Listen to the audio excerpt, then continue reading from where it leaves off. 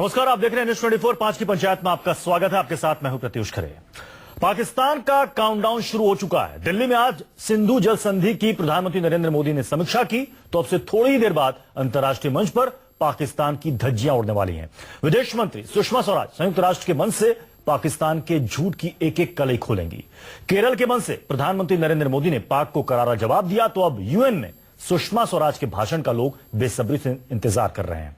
सरकार कूटनीतिक तौर पर पाकिस्तान को अलग थलग करने में जुट गई है तो देशवासी पाकिस्तान से आमने सामने की लड़ाई की मांग कर रहे हैं। 5 की पंचायत में यही सवाल है कि क्या सुषमा स्वराज के भाषण के बाद गोली चलेगी, मतलब कोई ठोस कार्रवाई होगी क्या? इस पर बात करने के लिए हमारे साथ खास मेहमान भी जुड़ेंगे, लेकिन उससे पहले आपको मिलवाएंगे आपको, लेकिन उससे पहले ये रिपोर्ट देखिए। पाकिस्तान का ये दिवा स्वप्न कयामत तक भी पूरा नहीं होगा।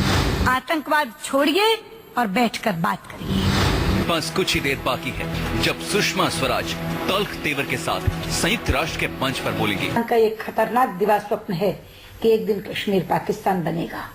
पूरा भारत एक स्वर से वजीर आजम पाकिस्तान को ये बताना चाहता है कि उनका और पाकिस्तान का ये दिवा स्वप्न कयामत तक भी पूरा नहीं। दिल्ली में सिंधु नदी संधि को लेकर प्रधानमंत्री ने अहम बैठक की है तो शाम 7 बजे अंतर्राष्ट्रीय मंच से हिंदुस्तान की आवाज हर कोई सुनेगा।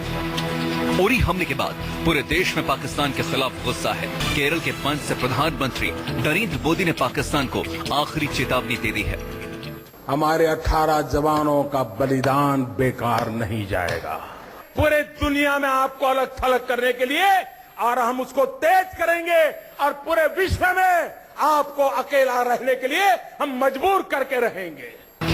अब संयुक्त राष्ट्र मंच से जब पाकिस्तान के धज्जियां उड़ेंगी। Bureau report news 24।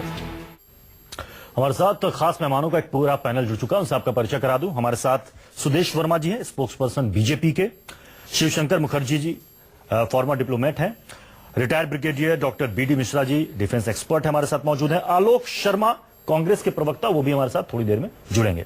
Sudesh Verma जी, आज पूरा देश इंतजार कर रहा है सुषमा स्वराज के भाषण का जिसमें पाकिस्तान की कलई खोलेंगी वो। इससे पहले भी यूएन में कई बार पाकिस्तान को बेनकाब भारत कर चुका है, लेकिन उरी हमले के बाद यह पहला बड़ा मौका है जब भारत पाकिस्तान को करारा जवाब देगा। लेकिन देशवासी ये जानना चाह रहे हैं कि इस भाषण के बाद क्या सरकार की तरफ से कोई कड़ा एक्शन होगा, क्योंकि यूएन के मंच में यह एक बड़ा मौका है। इससे बड़ा मौका शायद दोबारा जल्दी नहीं मिलने वाला। देखिए, यूएन का जो मंच है उसमें सुषमा जी जरूर भारत का पक्ष रखेंगी और बहुत मजबूती के साथ रखेंगी, इसमें कोई संदेह नहीं है। वो क्या बोलती हैं उसका हमें सबको इंतजार करना होगा। इतना जरूर है कि नवाज शरीफ साहब ने जिस तरह से वहाँ बुरहान वानी के बारे में चर्चा की थी, जैसे लगा कि वो हिजबुल मुजाहिदीन के कमांडर की तरह बोल रहे हैं और पाकिस्तान के वजीर आलम की तरह नहीं बोल रहे हैं, तो उसका जवाब आपको जरूर मिलेगा। लेकिन ये सोचना कि कोई एक्शन सुषमा जी के लिए इंतजार कर रहा है, सुषमा जी के बाद होगा, मुझे लगता है वो न्यायोचित नहीं है। कार्रवाई हर तरफ और हर स्तर पर लिया जा रहा होगा, ऐसा आप मान सकते हैं। और ये कार्रवाई बता के नहीं की जाती। नरेंद्र मोदी जी ने आपको बताया भी था कालीकट से कि कैसे हमारे जवानों ने 110 आतंकवादियों का सफाया किया, 17 फिदाइन ग्रुप का सफाया किया। ये कुछ लोग आ गए थे जिसके कारण हमारी हानि हुई, लेकिन उन्हें भी मार गिराया गया। तो सेना को जो कार्य करना है सेना अपना कर रही है और उन्हें आजादी है। आलोक शर्मा जी, मेरी आवाज आ रही है आप तक? जी आलोक शर्मा जी, 2008 में जी, मुझे 26/11 के बाद भी हमने यूएन में पाकिस्तान को एक्सपोज किया था, सारे सबूत दिए थे, डॉजियर भी सौंपे थे और संयुक्त राष्ट्र ने कहा था कि पाकिस्तान आतंकियों के खिलाफ कड़ी कार्रवाई करे। लेकिन क्या हुआ लखवी का, क्या हुआ हाफिज सईद का, क्या हुआ सलाउद्दीन का? पूरा देश क्या, पूरी दुनिया जानती है कि पाकिस्तान में आराम से वो घूम रहे हैं। कार्रवाई के नाम पर पाकिस्तान सिर्फ नजरबंद करने का ड्रामा करता है। तो क्या आज सुषमा स्वराज एक बार फिर से पाकिस्तान को बेनकाब करेंगी तो उसके बाद भी पाकिस्तान के उस ड्रामा को देश बर्दाश्त करेगा, या आप उम्मीद करते हैं कि इसके बाद सरकार कोई कड़ा एक्शन भी लेगी? देखिए, हम तो 2.5 साल से उम्मीद कर रहे हैं कि सरकार को कड़ा एक्शन लेगी। जिस तरह के चुनाव के समय पे वायदे किए थे उसके अनुकूल कुछ भी नहीं हुआ है। पिछले 7 दिन के 8 दिन हो गए हैं, कोजी खोड़े से जाकर मोदी साहब को रिएक्ट करना पड़ा है। मैं समझता हूँ बहुत लंबा टाइम ले रहे हैं। अभी तक किसी तरह का इंटेलिजेंस के लेवल पर या कहीं पर भी किसी लेवल पर कोई एक्शन नजर नहीं आ रहा है। अभी भी केवल कभी विकास स्वरूप जी कहते हैं इंडस ट्रीटी पे सोचा जाएगा, कभी किसी तरह का बयान, कभी किसी तरह का बयान से आगे नहीं बढ़ पाए। हमने 26/11 के बाद पाकिस्तान को आइसोलेट किया था, लेकिन हमारी नीति साफ थी कि हम आइसोलेट करना चाहते हैं। आज वर्तमान में प्रधानमंत्री की और बीजेपी की सरकार की जो नीति है वो पूरी तरह से इनकंसिस्टेंट है। वो कभी एक तरफ कहते हैं हम अलगाववादियों अगर यहाँ पर दिल्ली में आकर उच्चायुक्त से मिलेंगे तो हम बातचीत बंद कर देंगे, उसके बाद प्रधानमंत्री महोदय स्वयं जेम्स बॉन्ड की तरह वहां पहुंच जाते हैं। तो कौन सा आप उनको आइसोलेट करना चाहते हैं? रशिया जैसा जो देश था, हमारा मित्र था, वो आज उनके साथ तो आप ये कह रहे हैं कि सरकार पाकिस्तान को जो आइसोलेट करने की बात कर रही है, अलग थलग करने की बात कर रही है, ऐसा कुछ हो नहीं रहा है, सिर्फ यहां पर जुबानी गोली चल रही है। आप ये कहना चाह रहे हैं 2.5 वर्षों में जो हुआ है केवल जुबानी गोली चल रही है। कुछ न्यूज चैनल्स भी ऐसा शो कर रहे हैं जैसे वही पीएको को जाके कब्जा कर लेंगे। पूरी तरह से ऐसा दिखाया जा रहा है कि बीजेपी ही सब कुछ कर रही है, जबकि ऐसा कुछ नहीं हो रहा है। आलोक जी आप हमारे साथ बने रहे। इस वक्त एक बड़ी खबर आ रही है, उस बड़ी खबर का रुख कर लेते हैं। एक सेकंड आलोक जी, बड़ी खबर आ रही है, मैं लौटूंगा आपके पास दोबारा। सूत्रों के हवाले से यह बड़ी खबर आ रही है, पीएम हाउस में सिंधु नदी पर हुई बैठक में संधि के तहत पाकिस्तान को घेरने की रणनीति बन गई है। वेस्टर्न 3 नदियों के पानी को स्टोर करने और जम्मू कश्मीर को 18,000 मेगावाट की बिजली इससे बन सकती है पानी को रोकने से। संधि के तहत 3.6 मिलियन एकड़ फीट पानी रोक सकता है भारत। इससे कश्मीर के 6 लाख एकड़ जमीन को खेती के लिए पानी मिलेगा। आपको बता दें कि समझौते के तहत आज तक भारत ने यह कड़ा कदम कभी नहीं उठाया था, जिन्हें उरी अटैक के बाद उठाने पर भारत अब विचार कर रहा है। शिवशंकर मुखर्जी जी, प्रधानमंत्री ने कहा कि खून और पानी साथ साथ अब नहीं बह सकता, बहुत हो गया। ये हम समझौता तोड़ नहीं रहे हैं, लेकिन समझौते के अंतर्गत जो अधिकार भारत को मिले, जिसका इस्तेमाल आज तक हमने नहीं किया, वो अब हम करने वाले हैं। इससे पाकिस्तान को एक बड़ा झटका आपको लगता है कि लगेगा? देखिए, ये कहां तक सही है, ये खबर जो अभी आपने बताया, ये कोई इन्फॉर्म्ड सोर्सेज का है या कोई ऑफिशियल स्टेटमेंट का है, ये तो देखना पड़ेगा। मेरी राय में संधि के जो इंडस वाटर एग्रीमेंट है वो एक इंटरनेशनल एग्रीमेंट है जिसपे हमारे दस्तखत हैं। जहां सुप्रीम नेशनल इंटरेस्ट का केस आता है, supreme national interest international law में वो स्थिति है जहां आप कोई एग्रीमेंट, कोई ट्रीटी को छोड़ सकते हैं, उसमें से निकल सकते हैं, लेकिन आपको एक सुप्रीम नेशनल इंटरेस्ट जताना पड़ता है। मेरी राय में ये जो संधि के बीच में, संधि के पैरामीटर्स के अंदर हम जितना पानी इस्तेमाल करें ना करें वो हमारे हाथ में है। लेकिन ये जो ये वेपन जिसे कहते हैं वाटर वेपन जो है, बहुत सोच समझ के अगर संधि को तोड़ना पड़े पाकिस्तान को एक सबक सिखाने के लिए, तो ये बहुत गंभीर मामला है मेरे ख्याल से। देखिए, काफी पैनल डिस्कशंस हो रहे हैं जहां काफी एक्सट्रीम बातें हो रही हैं, लेकिन हमें ठंडे दिमाग से कुछ सोचना चाहिए। हमारे पास ऐसा नहीं है कि सिर्फ 1 या 2 ऑप्शन हैं। हमारे कई सारे ऑप्शंस, बहुत ऑप्शंस हैं डिप्लोमेटिक्स में, मिलिट्री एरिया में।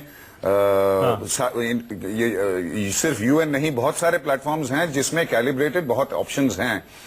तो इंडिया को ठंडे दिमाग से एक sustain short term, medium term और लॉन्ग टर्म पॉलिसी के बारे में सोचना पड़ेगा।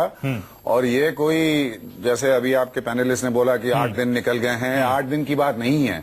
और ये सिर्फ उरी का समय नहीं है, उरी के पहले कई जगह ये भी कहा जा रहा है कि समझौता तोड़ना इतना आसान नहीं है। और प्रधानमंत्री ने भी ये कहा है कि समझौता हम तोड़ेंगे नहीं, लेकिन समझौते के तहत जो अधिकार हमें मिले हुए हैं, जो हमारे हाथ में, उसका इस्तेमाल तो हम कर सकते हैं। और मैं ये भी कहूंगा कि ये मीटिंग जो हुआ और इसमें ये डिस्कशन हुआ और समझौते के तहत हम ये करेंगे, ये नहीं करेंगे, जो बातें हुई, इससे एक जो सिग्नल भी जाता है पाकिस्तान पे कि इंडिया का सीरियसनेस, अब पेशेंस बहुत कम होने लगा है। ये भी अच्छी बात है। आप तैयार रहिए कि कड़ा कदम हम उठाएंगे। बीडी मिश्रा जी, कभी-कभी तो होता है सैंक्शंस के बजाय इस ऑप्शन का इस्तेमाल करके, जो आज तक हमने नहीं उठाया, लेकिन अब पाकिस्तान ने मजबूर कर दिया है हमें ऐसा कदम उठाने के लिए। इससे अब पाकिस्तान की भी समझ में आ जाएगा कि अब भारत के धैर्य का बांध जो है वो टूट पड़ा है। अब पानी रुकेगा तो पाकिस्तान की क्या हालत होने वाली है, शायद उसके भी समझ में आने लगा होगा।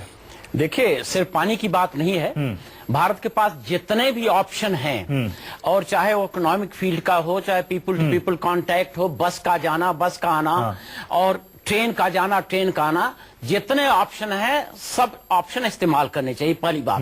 दूसरा, जहां तक इंटरनेशनल आइसोलेशन पाकिस्तान का सवाल है, बिल्कुल सही बात है। हम ग्लोबल एक ग्लोबल एटमॉस्फेयर में रहते हैं, और वहां पर जब नवाज शरीफ जनरल असेंबली में बोल रहे थे तो पसीने उनके छूट रहे थे, क्योंकि उनको ये पता था कि ये पूरे दुनिया के सामने, कायनात के सामने बोल रहे हैं। तो वो भी एक प्रेशर है, लेकिन जो भी करना है भारत को खुद करना है, अपने बलबूते पर करना है, और यह समझ के करना है कि हमारे ऊपर प्रेशर आएंगे हमको रोकने के लिए, लेकिन फिर भी जो हमारे ऑब्जेक्टिव हैं वो करना है, अच्छी तरह से करना है। और लास्ट पॉइंट में यानी कि आप ये कह रहे हैं कि सिर्फ आप नदी समझौता पर ब्रेक लगाकर या उसके अंतर्गत अधिकार को इस्तेमाल करके पाकिस्तान पर आप प्रेशर नहीं बना सकते, और भी सारे विकल्प एक साथ इस्तेमाल सब करने हैं, क्योंकि पाकिस्तान एक ऐसा देश है चाइना के शह से कि वो तो हमको खत्म करना चाहता है, और वहां पर जो उनकी मिलिट्री रिजीम है उनके इंटरेस्ट में है कि पाकिस्तान हिंदुस्तान के रिश्ते बिगड़े रहें। और मैं एक चीज और कहना चाहता हूं जो बहुत इंपॉर्टेंट है, और 1971 में यही हुआ था। जब भी कोई भी डिसीजन सरकार लेती है, कोई भी मिलिट्री ऑप्शन का, तो हमारे थल सेनाध्यक्ष, नौसेना अध्यक्ष और वायुसेना अध्यक्ष, इनको पूरी फ्रीडम दी जाए, ऑब्जेक्टिव दिया जाए, और इनकी स्टाइल अपनी रहे, इनका करने का तरीका अपना रहे, और उनको सब सपोर्ट सरकार से लेकिन सेना की तरफ से बयान आया है कि वक्त और जगह हम चुनेंगे। यही तो मैं कह रहा हूं, मैं ये भी कहना चाहता हूं कि 1971 में इंदिरा गांधी जी ने, उन्होंने कहा था, जब पूरा पाकिस्तान, ईस्ट पाकिस्तान से रिफ्यूजी आ गए थे, तो फील्ड मार्शल मानिक शाह को कहा था आप अटैक करो। तो उन्होंने कहा कि ये सब रिकॉर्डेड है, ये कोई मैं नई बात नहीं बता रहा हूं, ये सब किताबों में लिखा है। उन्होंने कहा कि मैं अटैक नहीं कर सकता हूं। तब इंदिरा गांधी जी ने उनको यह कहा था, मीटिंग उन्होंने बर्खास्त कर दी उसी वक्त, और कहा कि हम शाम 4 बजे फिर मिलेंगे। और जो बाकी 2 चीफ थे, सब लोग उनको बोलने लगे बाय बाय, कि अभी शाम को कोई और चीफ आएगा आर्मी का। लेकिन इंदिरा गांधी जी में जो विवेक था, उन्होंने कहा कि ठीक है, आप अपना समय चूज करो, अपना मेथड चूज करो, और अपना तरीका चूज करो, ऑब्जेक्टिव चूज करो। उसका नतीजा यह हुआ कि पाकिस्तान का मोर देन हाफ एरिया उनके हाथ से निकल गया। और 93,000 प्रिजनर्स आ गए। मैं कहता हूं कि जो भी कोई कार्रवाई हो, सेना को पूरा सपोर्ट दिया जाए, ऑब्जेक्टिव दिया जाए, और उनको खुली छूट दी जाए। कैसे करना चाहते हैं वैसे सेना को फ्रीडम दी जाए। ठीक है, सेना अपना वक्त और जगह सेना खुद तय करेगी, और यह भी इन्होंने कहा कि आप तमाम विकल्प पाकिस्तान को घेरने के जो हैं, वो भी साथ ही साथ तुरंत आप उसका इस्तेमाल करें। क्या हम ये माने मोस्ट फेवर्ड नेशन का दर्जा पाकिस्तान से भारत जल्दी छीनने वाला है? सुदेश जी, देखिए, ये बहुत से ऑप्शंस हैं प्रत्युष जी, जो आपने बताया, बहुत से ऑप्शंस हैं, और किसी भी ऑप्शन को एक्सरसाइज किया जा सकता है। सरकार को एक निर्णय पर पहुंचने दीजिए। आलोक शर्मा जी अपोजिशन में आने के बाद काफी एग्रेसिव हो गए हैं। 10 साल तक बैठे रहे ये लोग, और उसके बाद कोई एक्शन नहीं लिया। पहली बार देश को लग रहा है कि पाकिस्तान के खिलाफ जरूर कुछ न कुछ होगा। इन पर तो कोई भरोसा ही नहीं करता था। मुंह खोलते थे और मुंह बंद करेंगे समझ ही में नहीं आता था। ये तो बोलते ही नहीं थे कुछ। आपको पता है इनके रेजिम में क्या? आलोक शर्मा जी इतने गुस्से में बोल रहे थे, मुझे आश्चर्य हुआ। ये वार मोंगर्स की तरह बात कर रहे हैं। जब सत्ता में थे तो बिल्कुल शांत बैठे हुए थे। चलिए जवाब ले लेते हैं आलोक जी से। आलोक जी, सुदेश जी के सवालों का जवाब दीजिए। ये कह रहे हैं कि जब तक कांग्रेस सत्ता में थी तो उस वक्त कुछ नहीं किया, और अब जब हमारी सरकार कह रही है तो वो बता रहे हैं कि क्या करना चाहिए। आलोक जी, देखिए, मैं समझता हूं कि 48 रहा हो, 62 रहा हो, 65 रहा हो, 71 रहा हो, कोई भी युद्ध रहा हो, वो कांग्रेस के समय में लड़ा गया है। और कांग्रेस ने जिस तरह से 26/11 के बाद आइसोलेट किया था पाकिस्तान को, ये पूरे विश्व ने देखा था।